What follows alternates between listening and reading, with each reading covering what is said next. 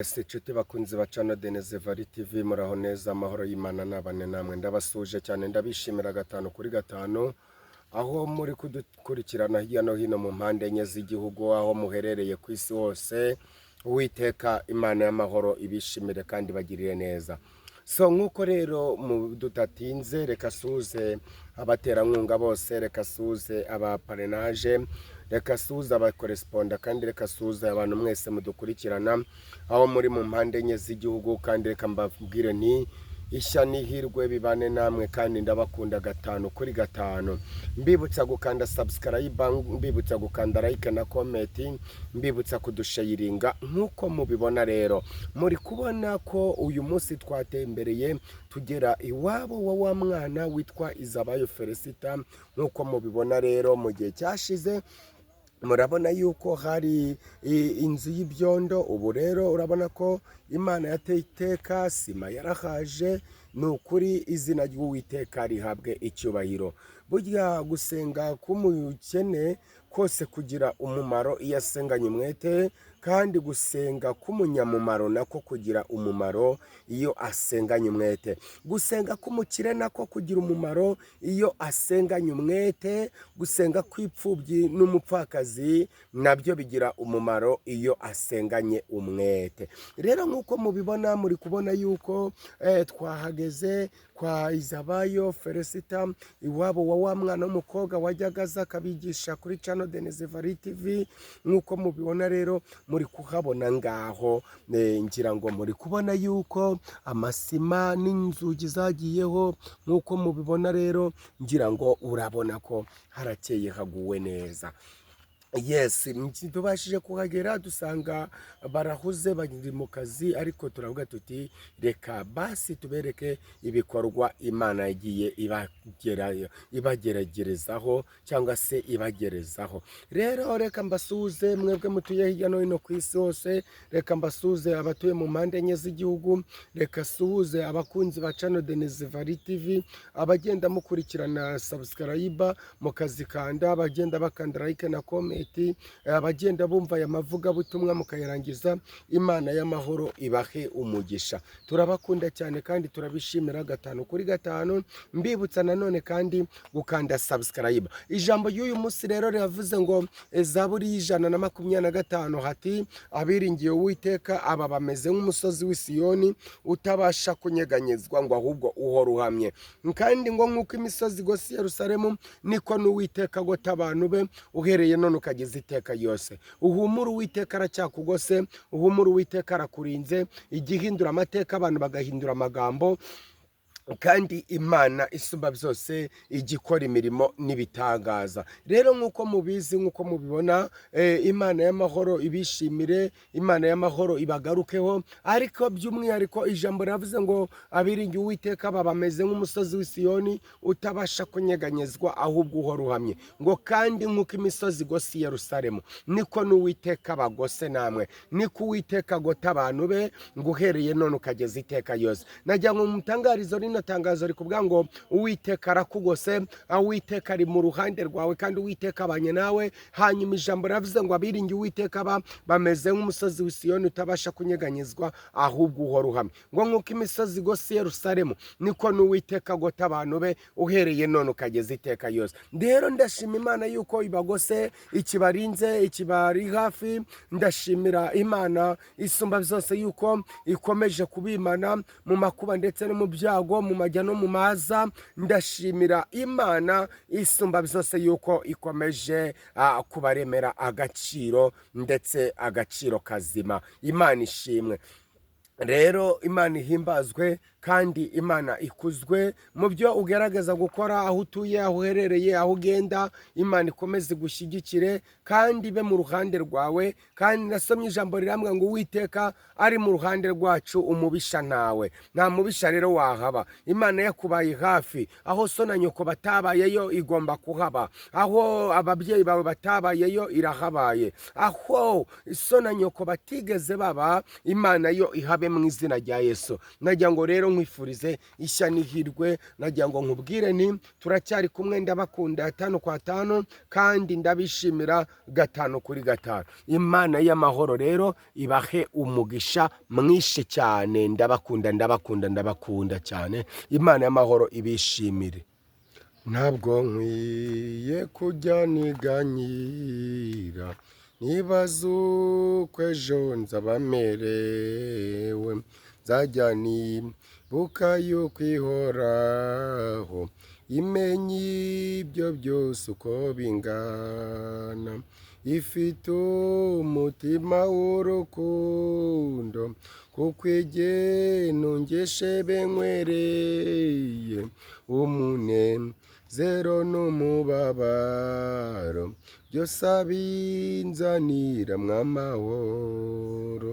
Umunezero n'umubabaro, byose abinzanira mw'amahoro. Ambaha ndetse buri munsi, kandi angerera ubuntu bunkwiye, ajyanye korerera imitwaro, niwe data kandi niwe mana, kuko kwajya ntunga buri munsi, ajya ndamira muri byo byose, buri munsi azajyamo imbaraga, iryo ni isezerano yamaye. Buri munsi azajyamo imbaraga, iryo ni isezerano yamaye. Mana yanjye komeza ujye ufasha, gutaramire ntizicyo umbwira, mpore nizeye ijambo wambwiye, sinkabure ku mbaraga zawe. No mu bikomeye biriho ubu, undamburira amaboko yawe, umpa imbaraga ku buntu bwawe, kugeza igihe uzaza kunjyana. Umpa imbaraga ku buntu bwawe, kugeza igihe uzaza kunjyana. Umuririmbyi wa 68 mu gitabo cya 2 haravuze ngo ntabwo nkwiriye kujya niganyira nibaza ejo uko nzaba merewe, ngo nzajya nibuka yuko Imana ihoraho kandi imenya ibyo byose uko bingana. Uhumure, Imana niyo ikumenyera ibyo byose uko bingana, niyo ikumenyera amabyiruka yawe ndetse n'amavuka yawe, niyo izi ibigukwiye mu gihe cyashyizweho. Hanyuma ngo ifite umutima w'urukundo, kuko ijya intungisha ibinkwiriye, umunezero n'umubabaro byose abinzanira mw'amahoro. Umunezero n'umubabaro, wababaye wanezerewe, byose azajya bikuzanira mw'amahoro. Imana ishimwe. Hanyuma igika cya 2 kiti amba hafi ndetse buri munsi, kandi angerera ubuntu bunkwiye, ajya nyikorerera imitwaro, niwe data kandi niwe mama. Imana niyo igomba kukwikorerera imitwaro, ibikurwanya, ibiguhiga, ibikugendaho, niyo igomba kukwikorerera imitwaro, kuko niyo so kandi niyo nyoko. Imana ishimwe. ngo nguko uko ajya ntunga buri munsi, ajya ndamira muri ibyo byose, ngo buri munsi azajya ampa imbaraga, iryo niyo sezerano yampaye. Abantu basezeranyijwe imbaraga zihoraho n'Imana, Imana ibaha imigisha kandi muzakire mu izina rya Yesu. Hanyuma ngo Mana yanjye komeza ujye ufasha, niko igika cya 3 kivuze.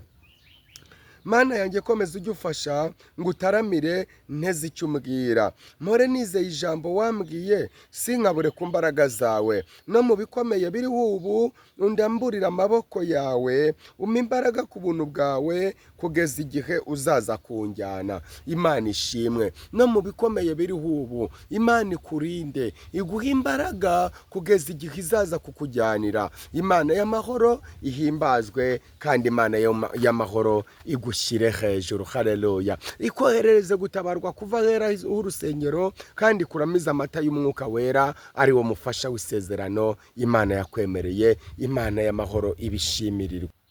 uyu muririmbyi nawe akwigishe, kandi uyu muririmbyi nawe agira gute, agukore ku mutima mu izina rya Yesu Kristo, kandi imbaraga z'Imana zikorane nawe iby'ubutwari mu izina rya Yesu Kristo.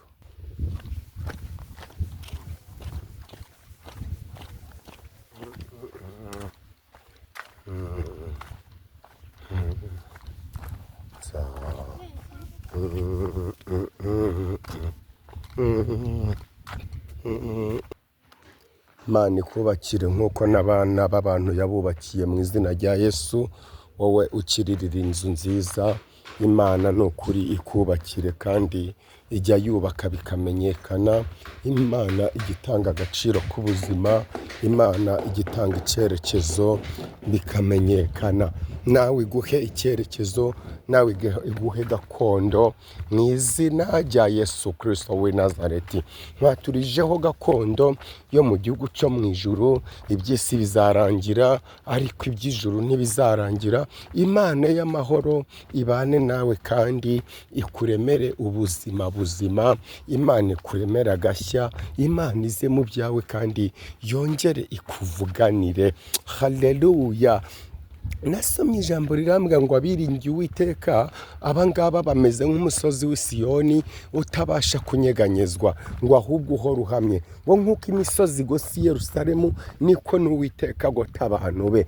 Nk'uko nabibabwiye rero, Imana ikomeje kugenda yagurira imbago z'abantu, yagura imbago z'abantu. Ngira ngo muri kubibona aha hakurya hose, ahantu hose Imana ikomeje kugenda yagura imbago. Ariko nawe nkubwira nti ushonje uhishiwe. Wowe icyo usabwa nta kindi ni ugukiranukira Imana, ugakora ibyiza bishimwa n'Imana, ukazabona ubugingo. Iby'isi ubitunze nta bugingo ufite, ntacyo byaba bimaze. Ariko utunze iby'isi ufite n'ubugingo, byaba byiza kurusha. Rero Uwiteka agira ate? Uwiteka kwiyereke mu byo ugerageje gukora byose, mu byo werekejeho amaboko yawe, Imana igire gute? Imana ikwiyereke. Izina ry'Uwiteka rihimbazwe.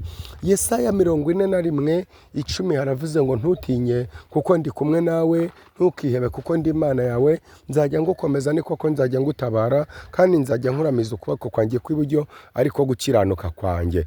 Imana iti dore abakurakariye bose bazakorwa n'isoni bamware, abakugisha impaka uzabashaka ubabure. Kuko njye Uwiteka Imana nzagufata ukuboko kw'iburyo nkubwire nti witinya ndagutabaye.